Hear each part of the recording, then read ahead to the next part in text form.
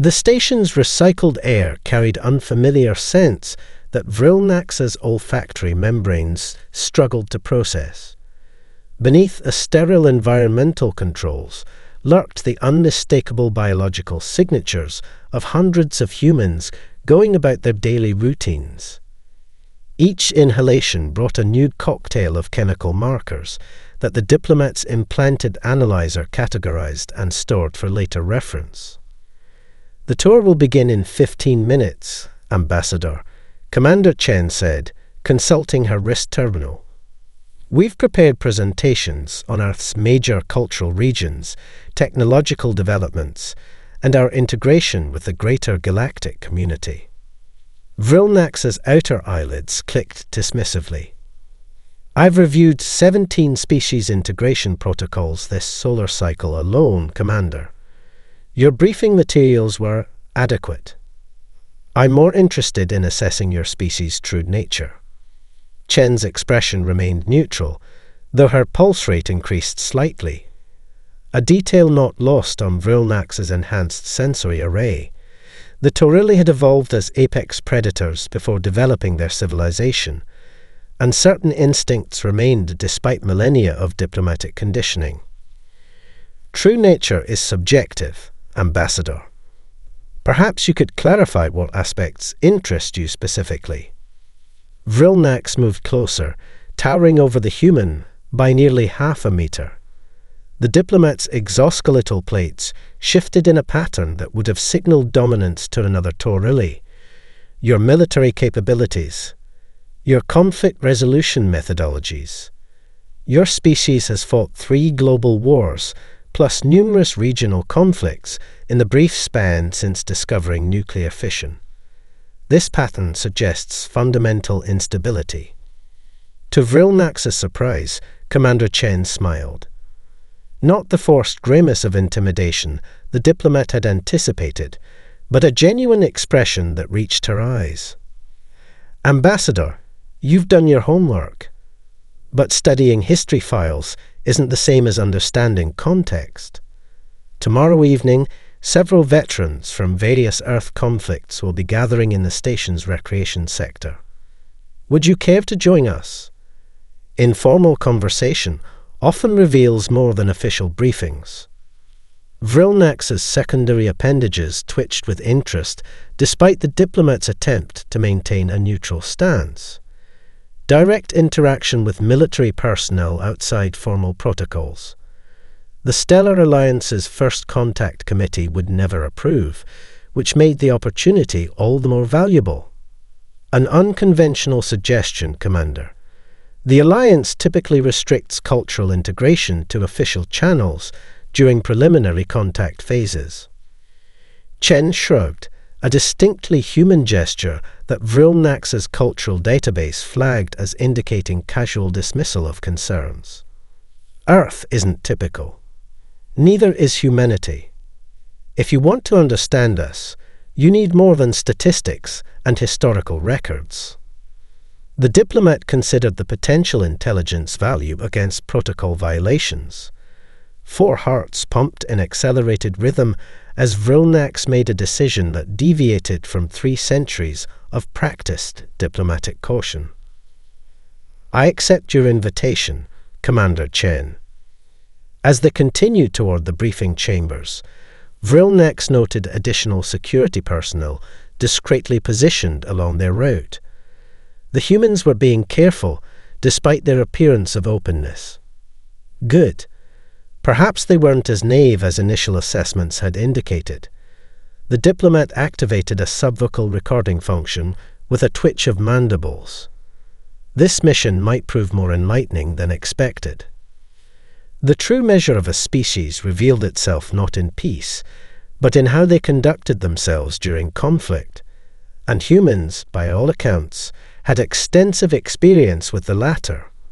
By the end of this diplomatic mission, Vrilnax would know whether humanity represented a promising alliance partner or yet another violent species requiring careful containment. The holographic display shifted to show desperate soldiers, their primitive cloth uniforms, soaked in mud and chemicals, fixing blade weapons to the ends of their projectile launchers before charging across open terrain.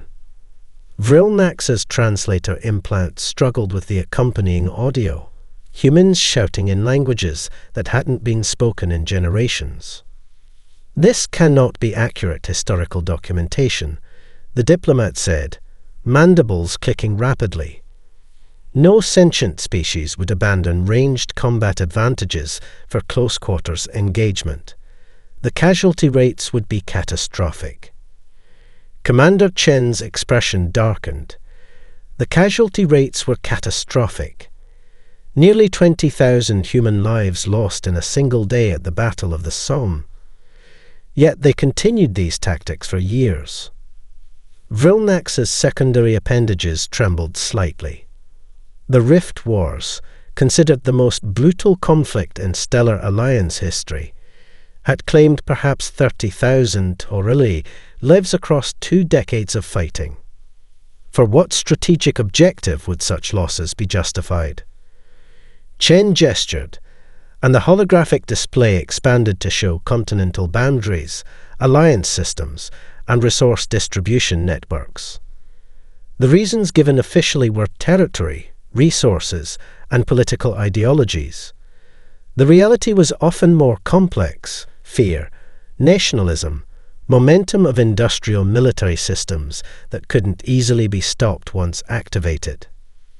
The display shifted again, showing humans fighting in environmental conditions that made Vrilnax's exoskeleton plates contract in sympathetic distress. Desert heat that would dehydrate a Torili within hours. Arctic cold that should render mammalian nervous systems inoperable. Underwater conflicts. Atmospheric pressure variations that would rupture most species' circulatory systems. Your environmental adaptability is concerning, Vrilnax admitted, 4 eyes fixed on footage of humans fighting in a dust storm that would have shredded the diplomat's breathing membranes in seconds. Commander Chen nodded. It's one of our evolutionary advantages. Humans can adapt to fight almost anywhere. But more importantly, we adapt psychologically. The display shifted to show something that made even less sense to Vrilnax. Humans extending medical aid to injured enemy combatants. Opposing forces sharing food during temporary ceasefires. Enemies exchanging ceremonial gifts during religious observances despite ongoing hostilities. This behavior contradicts efficient combat doctrine. Vrilnax said, confusion evident in the diplomat's fluctuating skin pigmentation. Why expend resources on enemy preservation? Chen's response was unnervingly simple. Because they're still human. Even in our darkest hours, that recognition remains. Later, in the privacy of assigned quarters, Vrilnax reviewed the day's observations with growing unease. The standard Stellar Alliance protocols for species assessment contained no framework for understanding humans. They fought with greater intensity than the predatory Vecnar, yet demonstrated compassion that would impress even the empathic lowly collective. They employed strategic brilliance worthy of the Torili military traditions, yet frequently abandoned optimal tactical positions for reasons no algorithm could predict. Most concerning of all, they seemed to fight in ways that transformed them, not just as individuals, but as a species. The historical progression showed clear evolutionary adaptations to warfare itself, both physiological and psychological. Vrilnax composed an urgent communique to the Alliance High Command, then hesitated before sending. The standard threat assessment categories were insufficient. Humanity wasn't simply dangerous. They were incomprehensible by conventional metrics. And that realization disturbed the veteran diplomat more than any weapon system ever could. The recreation deck had been transformed for the evening gathering, its utilitarian furnishings rearranged into intimate clusters around which humans congregated with surprising informality. Vrilnax observed from near the entrance, 4 eyes constantly shifting to catalogue details that official briefings would never capture. A human female approached, her gait revealing a subtle biomechanical augmentation in her left leg. The diplomat's scanners detected the characteristic power signature of military-grade prosthetics beneath her civilian attire. Ambassador Vrilnax. I'm Captain Mayen Nguyen, 5th Orbital Defense. Commander Chen mentioned you're curious about our combat experiences. She extended a hand in the human greeting gesture. Come join our table. We don't bite. Well, except for Reynolds, but that was only the one time, and the poor guy did have him in a headlock. Uncertain how to process this information, Vrilnax followed her to a table where 3 other humans were engaged in animated conversation. They fell silent as the diplomat approached, their expressions cycling through surprise, curiosity, and something Vrilnax's cultural database identified as wary respect. The ambassador wants to hear war stories, Captain Nguyen announced, dropping into an empty chair and gesturing toward another. A dark-skinned human with intricate scarification patterns visible above his collar leaned forward. Which ones? The official versions or the real ones? Lieutenant Santos prefers the unfiltered approach, Nguyen explained. But perhaps start with something the ambassador can actually believe, Marcus. Santos grinned, revealing a row of ceramic dental implants. Fine. The lunar siege, then. Nothing too unusual there. Just 3 weeks trapped in a mining outpost with failing life support and hostiles cutting through the outer doors. Vrilnax settled carefully onto the reinforced chair. The strategic objective was resource acquisition.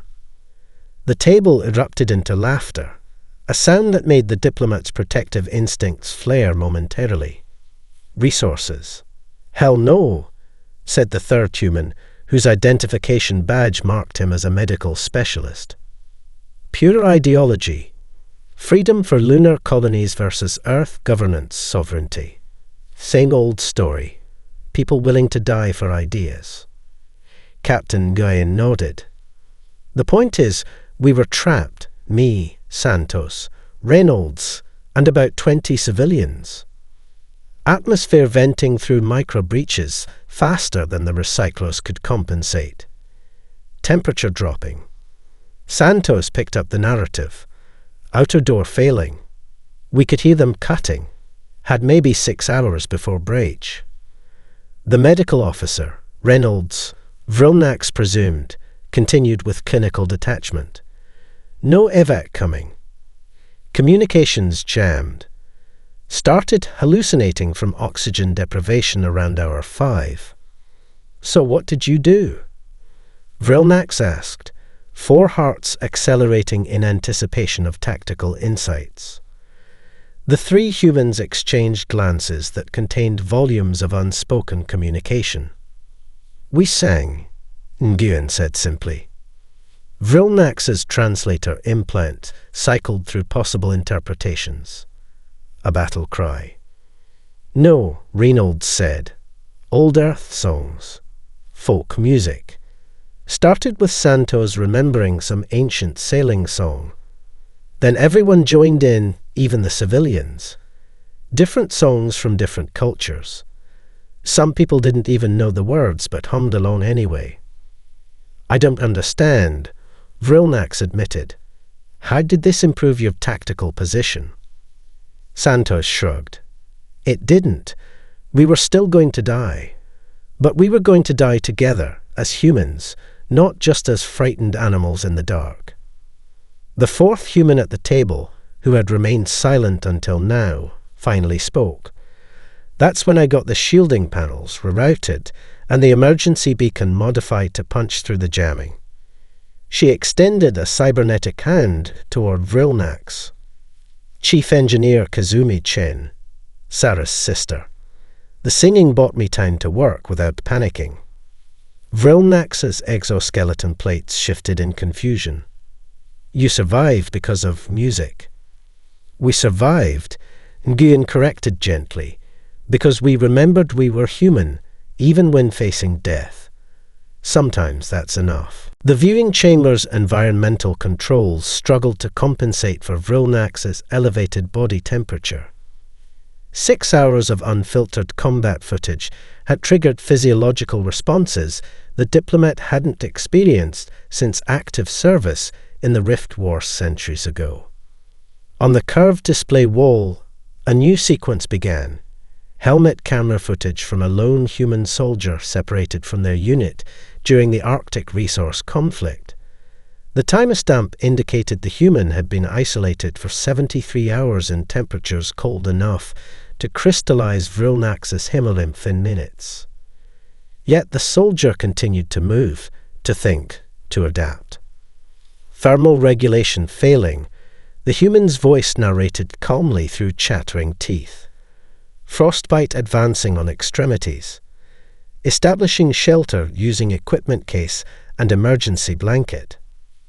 Vrilnax leaned forward, secondary appendages twitching in agitation. By all logical assessments, this human should have surrendered to the inevitable biological shutdown that extreme cold brings. Instead, they methodically constructed a minimal shelter, divided their remaining rations into precisely calculated portions, and continued attempting to signal their position. "Turn it off," the diplomat said suddenly. The intelligence officer monitoring the session looked up in surprise. "Ambassador, there are still several categories of combat documentation you requested to review." I said turn it off. Vrilnax's voice modulator vibrated with unusual harmonics. "I require processing time." As the displays dimmed, Commander Chen entered the chamber. Her expression registered concern when she noted the diplomat's physical state. Exoskeletal plates fully extended in a threat display, pigmentation fluctuating between stress indicators. "Ambassador, are you all right?" Vrilnax's 4 eyes focused on her with difficulty. That last soldier, the one in the Arctic zone. Did they survive? Chen hesitated. Yes. Lieutenant Rivera was recovered after 96 hours of isolation. She lost 3 fingers and part of 1 ear to frostbite, but returned to active duty 4 months later. "Impossible," Vrilnax whispered, the translator struggling to convey the complex emotional overtones. "The biological constraints alone." "Human bodies are surprisingly resilient," Chen offered, "but it's the mind that truly adapts." The diplomat's appendages made a sharp, cutting motion. "Not just adaptation. What I've witnessed goes beyond survival instinct. Your species seems to transform through combat. You emerge different than you entered." Chen settled into a chair across from the agitated alien diplomat. "That's a perceptive observation, Ambassador. We have a concept called post-traumatic growth. Sometimes humans don't just survive trauma, they develop new strengths because of it." Vrilnax's translator cycled through possible interpretations before settling on one that seemed least impossible. "You're suggesting that warfare has been an evolutionary pressure that shaped your species." "In some ways," Chen agreed, "though most humans would prefer to have evolved without it." The diplomat's secondary appendages trembled slightly. "The Stellar Alliance has encountered species with greater technological capacity than humanity. We've catalogued species with higher intelligence metrics, stronger physical capabilities, and more efficient social organizations. But I've never encountered a species that processes conflict the way yours does." Chen's expression remained neutral, but her pulse elevated slightly, a detail Vrilnax's sensory enhancements detected immediately. "Is that concerning to the Alliance, Ambassador?" Vrilnax's 4 hearts beat in uneven rhythm. "It should be, but I find myself more fascinated than frightened. The meditation chamber's specialized atmosphere swirled with nutrient particles and stabilizing compounds designed to facilitate the deep cognitive integration that Torili physiology required when processing complex new information. Vrilnax floated in the center, all four limbs extended in traditional contemplative posture, secondary appendages completely still for the first time since boarding the human station. 3 days had passed since the diplomat had sealed themselves inside. Outside, both human and Torili support staff maintained respectful distance, though Commander Chen had twice requested status updates for the diplomat's personal attendant. Inside the chamber, Vrilnax's mind worked through layer upon layer of analysis. The standard threat assessment protocols of the Stellar Alliance required categorizing species along specific axes: technological capacity, expansionist tendency, resource demands, cultural adaptability, and combat effectiveness. For 3 centuries, the diplomat had applied these frameworks flawlessly to dozens of newly encountered species. Humanity defied these categories. Their technological development was impressively rapid but unevenly distributed. Their territorial expansion was aggressive in historical terms, yet tempered by unusual self-restraint in recent decades. Their resource consumption patterns fluctuated wildly depending on cultural factors that seemed to shift within single generations. But it was their relationship with conflict that truly confounded the diplomat's analytical frameworks. The meditation chamber's walls displayed the 17th iteration of Vrilnax's assessment report. Each version had proven inadequate, failing to capture the paradoxical nature of human warfare. The diplomat had tried multiple classification approaches: humans as predators, humans as defenders, humans as resource competitors. None fit. A memory surfaced from the station veterans gathering. The medical officer describing how surgeons had continued performing operations during orbital bombardment, refusing evacuation even as the medical facility's structural integrity failed around them. "They don't just fight," Vrilnax whispered, the chamber's acoustics amplifying the insight. "They transform the very concept of what fighting means." Something profound was crystallizing in the diplomat's understanding. The Torili fought with precision and tactical brilliance. The Vecnar fought with savage ferocity. The Lori Collective fought with synchronized efficiency. All were predictable, understandable expressions of evolved biological imperatives. Humans fought with something else entirely, something that transcended biology, tactics, or survival instinct.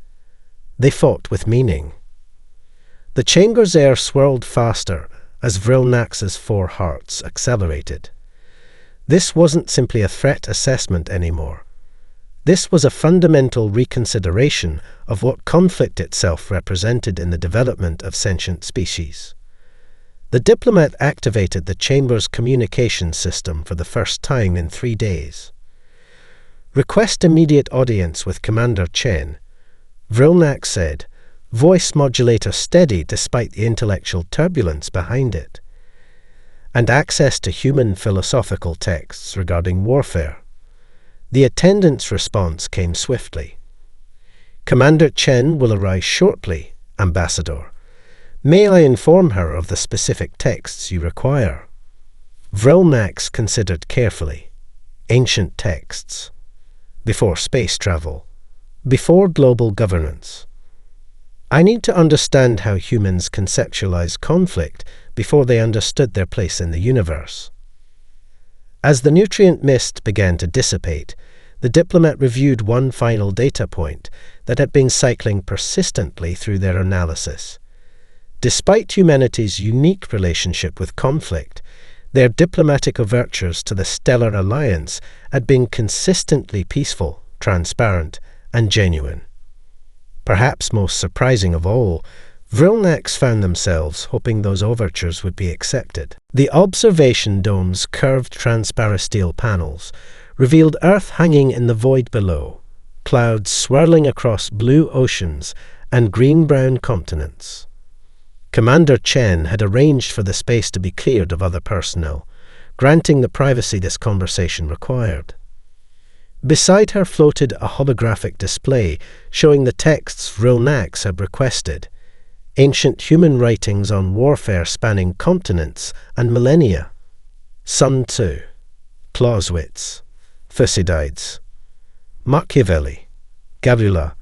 The diplomat had spent hours absorbing their perspectives, searching for the roots of humanity's unique approach to conflict. "Your scar," Vrilnax said abruptly, 4 eyes focusing on the silvery line running from Chen's temple to jawline. "You promised to explain." Chen's hand rose unconsciously to trace the mark. "It's not a particularly remarkable story by human standards." "Tell me anyway." She turned toward Earth, silent for several moments. 8 years ago, asteroid mining operation in the belt went silent. My squad was sent to investigate. Officially, we expected equipment failure or environmental accident. But it wasn't, Vrilnax observed. No separatist faction had seized the facility, 37 hostages, demands for political recognition. The diplomat's secondary appendages twitched slightly. A military solution was implemented. Chen's eyes remained fixed on Earth. Our dropship was hit during approach, crashed 2 kilometers from the facility. 12 of us survived the impact. The clinical detachment in her voice intrigued Vrilnax. This wasn't the emotional storytelling from the veterans' gathering. This was something else, something more intimate. "The crash severed my facial artery," Chen continued, finally turning to face the diplomat. Field medic cauterized it with a heated knife blade. No anesthetic. Couldn't risk sedating the ranking officer with hostiles in the area. Vrilnax's exoskeletal plates shifted slightly. "You continued to command despite your injury." "Of course. We all had injuries. Rodriguez had 3 broken ribs. Yoshida lost an eye. Singh's leg was crushed below the knee. Yet you proceeded with the mission." Chen nodded. "We had to. The separatists were venting atmosphere from civilian quarters to demonstrate their resolve. 1 section every 12 hours. We had people dying while politicians debated response options." "What was your tactical approach?"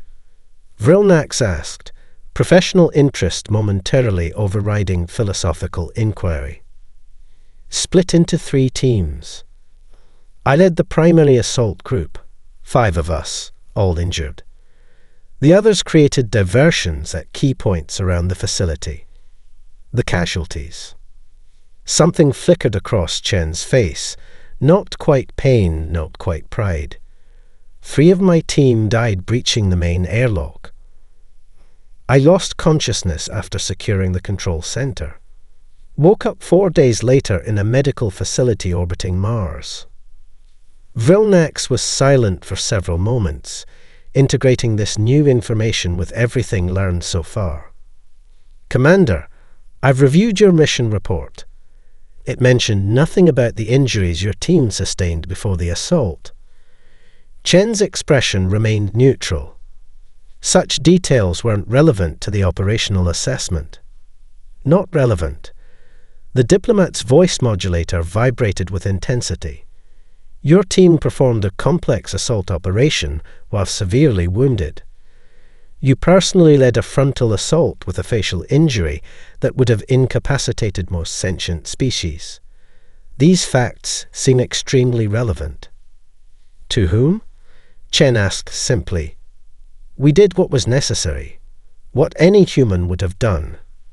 Vrilnax's 4 hearts beat in asynchronous rhythm.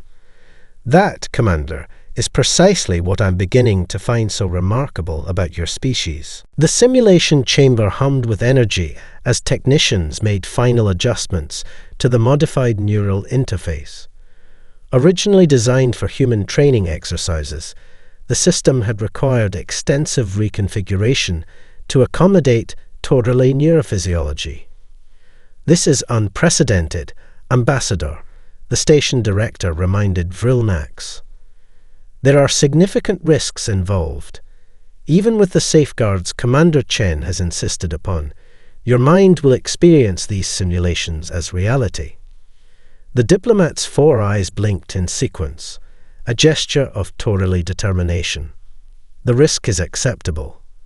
Intellectual understanding is insufficient. I must experience what shapes humanity if I am to properly represent your species to the Stellar Alliance. Commander Chen approached, carrying the neural interface helmet that had been custom-built over the past 48 hours. We've modified the sensory inputs to approximately 70% of human baseline. Full human sensory perception might overwhelm your neural pathways. 70% will be adequate, Vrilnax replied, though in truth, the diplomat had no way of knowing. No Torrelly had ever attempted to experience reality through human perceptual frameworks. As technicians attached monitoring devices to the diplomat's exoskeleton, Chen explained the sequence they had prepared. We'll start with a simple scenario, a standard defensive position under artillery bombardment.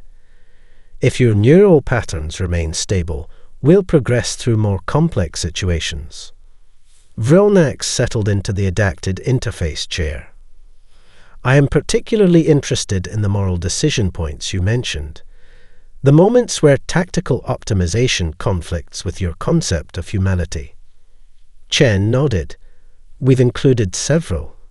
But remember, Ambassador, this isn't just an intellectual exercise. These simulations are built from real combat experiences, real memories, real trauma. The diplomat's secondary appendages moved in a gesture of acknowledgement. I understand, Commander. Proceed.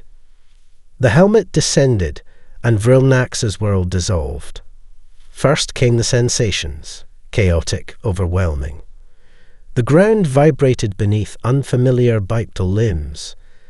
The air filled with particulates that irritated simulated human lungs. Sounds arrived with devastating clarity, explosions that resonated through bone and tissue rather than exoskeleton. Then came the emotions, fear that wasn't the clean, tactical caution of Torrelly threat assessment, but something primal and electric. Anger that burned hotter than the calculated aggression of predatory evolution. Confusion that didn't trigger ordered problem-solving protocols, but instead created a dizzying cacophony of competing impulses. Through it all, the simulation's narrative unfolded. A defensive position, wounded comrades, limited medical supplies, approaching enemy forces. Each decision point triggering cascades of consequences, not just tactical outcomes, but emotional reverberations that lingered and compounded. Hours passed in the physical world, while Vrilnax's consciousness moved through decades of distilled human combat experience.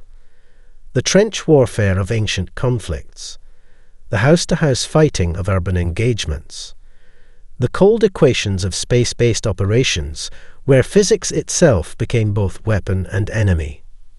In the monitoring station, Chen watched the diplomat's vital signs with growing concern. Neural activity is approaching critical thresholds, a technician reported. We should terminate the simulation. Wait, Chen said, studying the patterns on the display. That's not distress. That's integration. The ambassador is processing the experiences. Inside the simulation, Vrilnax faced the final scenario, commanding a medical evacuation vessel under attack. Resources insufficient for all wounded. Time running out. No tactical solution that didn't require sacrifice. When the diplomat finally emerged from the simulation, the chamber had fallen completely silent. 4 eyes opened, focusing slowly on the humans surrounding the interface chair. "Now," Vrilnak said quietly, "I begin to understand." The diplomatic shuttle hummed softly as final preparations for planetary descent commenced. Through the viewport, Earth grew from a blue marble to a vast world of swirling clouds and sprawling continents. Vrilnak stood motionless before the panorama, 4 eyes taking in the homeworld of a species that had fundamentally altered the diplomat's understanding of sentient development. Behind the diplomat, a holographic display showed the completed assessment report for the Stellar Alliance High Command, 96 pages of analysis, recommendations, and philosophical reframing that would likely shock the conservative elements of the Alliance governance structure.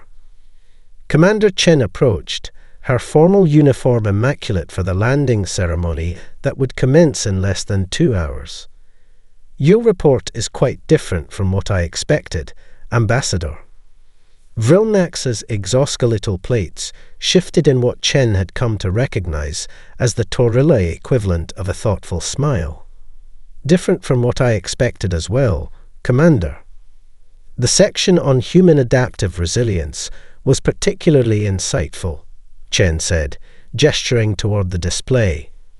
"Though I admit I was surprised by your recommendation that the Alliance establish a special commission on post-conflict rehabilitation with humans in advisory roles."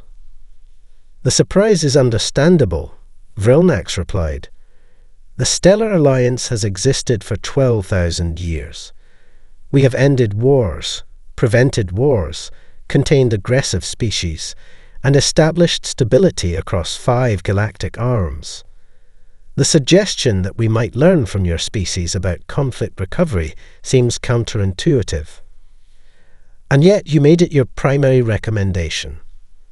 The diplomat's secondary appendages moved in affirmation, because it is the truth. The Alliance has perfected conflict prevention and management, but humans have perfected something we never considered necessary: conflict integration. Chen's expression remained neutral, but her pulse quickened slightly. A detail Vrilnax's enhanced senses still detected, despite days of acclimation, to human physiological patterns. "Integration," she repeated. "That's an interesting term for it. Your species doesn't simply experience conflict and recover," Vrilnax explained, turning from the viewport to face her directly.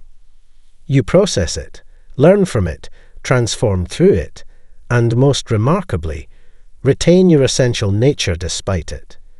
This capacity is unique among all species we have encountered." The shuttle's communication system chimed softly, indicating the approaching transition to atmospheric flight. Both diplomat and commander secured themselves in preparation for descent. "There's something I've been meaning to ask you, Ambassador," Chen said as the shuttle began to vibrate with entry friction. "After everything you've learned about our capacity for violence, our history of conflict, our potential for destruction, are you afraid of us?" Vrilnax considered the question with the careful deliberation that had made the diplomat legendary within Alliance diplomatic circles. The answer that finally emerged surprised even the veteran diplomat. "No, Commander Chen, I am not afraid of humanity. I am in awe of it." The diplomat's 4 hands moved in a complex gesture that the translator didn't attempt to interpret. "Your species has faced the darkest aspects of existence, not just survived them, but somehow transmuted them into wisdom. You've walked through fire and emerged not just intact, but illuminated." As Earth's atmosphere embraced the shuttle in a corona of superheated particles, Vrilnax activated the secure transmission protocol that would send the report to the Stellar Alliance High Command. The document's title glowed briefly on the display: "The Forged Species: Humanity's Evolutionary Response to Conflict and Its Implications for Galactic Cooperation." "Welcome to Earth, Ambassador," Commander Chen said as the clouds parted to reveal the glittering coastline below. "I hope you find your stay illuminating." "I already have, Commander," Vril Nax replied. "I already have."